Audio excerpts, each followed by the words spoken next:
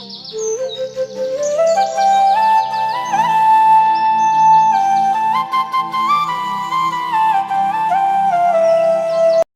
একজনের লাইফস্টাইল এক এক রকম। আসসালামু আলাইকুম, কেমন আছেন সবাই? আশা করি সবাই ভালো আছেন। আমি আপনাদের দয়ায় ভালো আছি।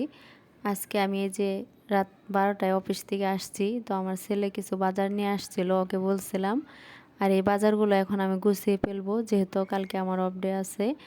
আর কালকে বাকি কাজগুলো করে নিব। এখন আমি এই যে এই বাজারগুলো গুছিয়ে নিব, সবগুলো বাজারই একে একে গুছিয়ে নিব, গুছিয়ে তারপরে বাকি কাজগুলো করে নিব।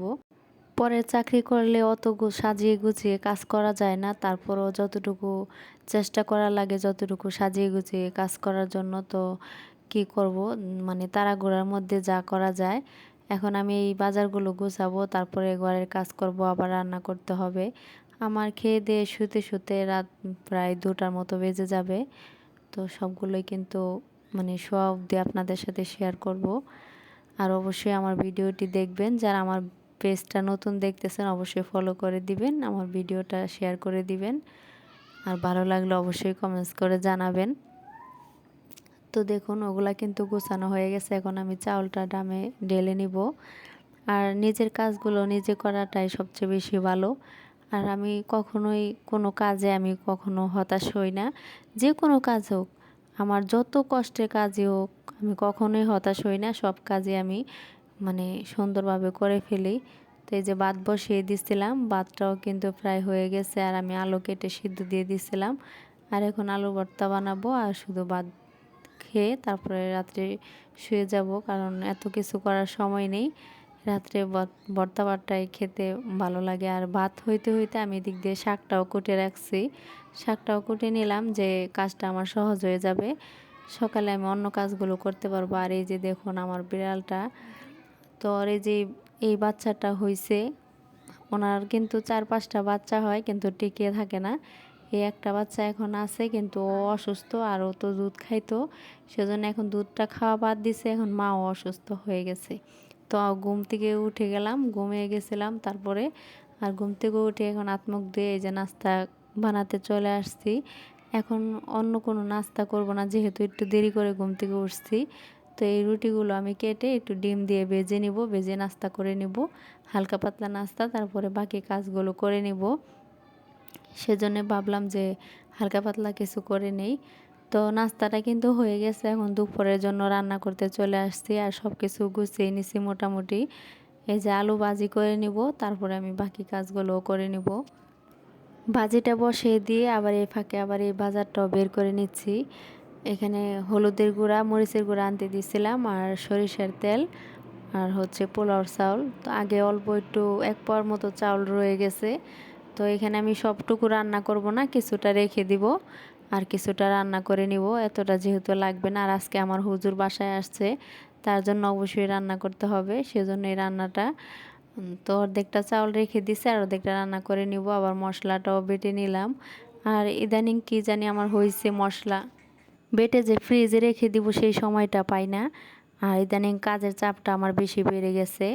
এখন আমি এই যে পোলাও রান্না করে নিব, তার জন্য একটু ব্রেস্তা করে নিচ্ছি।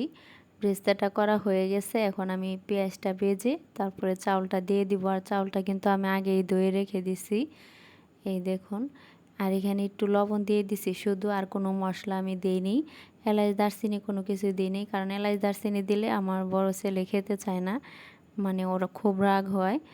তো এই যে দেখুন, ভালো করে চাউলটা ভেজে নিলাম। নেওয়ার পরে এখন আমি এখানে 1 কাপ পরিমাণ দুধ দিয়ে দিচ্ছি, মানে লিকুইড দুধ। আপনারা চাইলে পানিও দিতে পারেন। এই দুধ দিয়ে এই পোলাওটা রান্না করলে খেতে কিন্তু ভীষণ ভালো লাগে। আর এখানে আমি পানিও দিয়ে দিছি পরিমাণ মতো। কিছুক্ষণ পরে হালকা 1/2 চামচের মতো আদা দিয়ে দিব। আর এখন আমি এই যে মাংসটা আমি ম্যারিনেট করে রেখে দিব কিছুক্ষণের সময়ের জন্য। এই দেখুন, এখানে আমি সব মশলা দিয়ে দিলাম একে একে করে। আর এই মশলাগুলো কিন্তু কম বেশি সবার ঘরেই থাকে, সবাই রান্না করার জন্য লাগে। তো পরিমাণ মতো যার যার পরিমাণ মতো দিয়ে দিবেন। আমি কিন্তু সরিষার তেল, বেরেস্তা, তারপরে পেঁয়াজ কুচি, এলাচ দারচিনি পরিমাণ মতো, হলুদ মরিচের গুঁড়ো, তারপরে ধনিয়া গুঁড়ো সব কিছু দিয়ে দিলাম। আর চা চামচের 3 চামচ আমি গুঁড়া দুধ দিয়ে দিচ্ছি। আপনারা চাইলে টক দই দিতে পারেন। আর সাথে একটু লেবুর রসও দিতে পারেন। এটা দেওয়ার কারণটা হচ্ছে তরকারির টেস্টটা একটু বেড়ে যায় সেজন্যে। তো এই যে আমি ম্যারিনেট করে রেখে দিছি, আর এখানে আমার পোলাওটাও কিন্তু রান্না হয়ে গেছে। আর এখন আমি যে এই মাংসটা আমি প্রেশার কুকারে রান্না করব। আর যাদের গ্যাসের অনেক সমস্যা, যারা বাসায় গ্যাস আছে কিন্তু এই মাংস রান্না করতে করতে কিন্তু অনেকটা গ্যাস শেষ হয়ে যাবে, তো এইভাবে কিন্তু কষিয়ে ভালো করে তারপরে এই প্রেশার কুকারে বসিয়ে দিবেন। দেখবেন যে আপনার 10 মিনিটও লাগবে না এই তরকারিটা হইতে। আর এই যে দেখুন আমি কষিয়ে পানিটা দিয়ে দিলাম। আর পানিটা কিন্তু মাংসর মতো একদম মাংস যাতে দেখা যায় এরকম পরিমাণে দিবেন। এক মানে 2-3 কাপের মতো অল্প করে পানি দিবেন। 3 শীষ দেওয়ার পরে দেখবেন যে মাংসটা হয়ে গেছে। আর মাংসটা এতটা সফট হয় আর খেতে কিন্তু খুব ভালো লাগে। তো রান্না হইতে হইতে আমি এদিকে আবার রান্নাঘরটা ক্লিন করে নিলাম, বেসিনটা পরিষ্কার করলাম। তারপর আমার ছেলের ঘরটা গুছিয়ে নিব। দেখুন নাজেহাল করে রাখছে রুমটাকে। আর আপনারা তো জানেন আমি এই বাসায় নতুন আসছি, কোনো কিছু কিন্তু আমার ফার্নিচার কিছু কিনা হয়নি।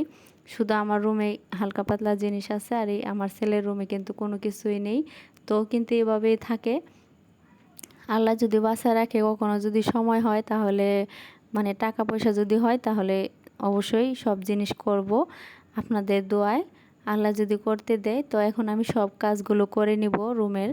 এই যে দেখুন ও কিন্তু একটা কাজও হবে না, কোনো কিছু করবে না, ও শুধু খাবে আর ঘুমাবে আর ওর কাজগুলো করবে, মানে যেগুলো ওর দরকার।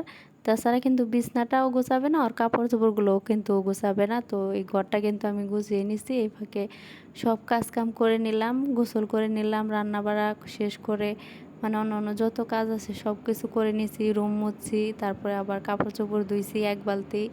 মানে সংসারে কত কাজ তা তো জানেনি, আর অফডে হইলে তো সেই কাজগুলো সব করে নিতে হয়। আর আমি যে আজকে রেসিপিগুলো রান্না করছি এগুলো আজকে পরিবেশন করে আপনাদেরকে দেখাবো। অত দেখানোর সময় নেই। তো দেখুন আমার রেসিপিটা কেমন লাগে, যদি ভালো লাগে অবশ্যই কমেন্টস করে জানাবেন। পোলাওর সাথে কিন্তু আলু ভাজি খেতে মন্দ লাগে না, চাইলে বেগুন ভাজিও খেতে পারেন। আমি কিন্তু এরকম খেয়ে থাকি। আর মাংসটা এতটা সফট হয়েছে, আর পোলাওটা কিন্তু খুব মজা হয়েছে। আমার রেসিপিগুলো অবশ্যই আপনারা একবার ট্রাই করে দেখবেন, আপনাদের কাছেও ভালো লাগবে। তো সবাই ভালো থাকবেন, সুস্থ থাকবেন। আজকে এই পর্যন্ত। আসসালামু আলাইকুম।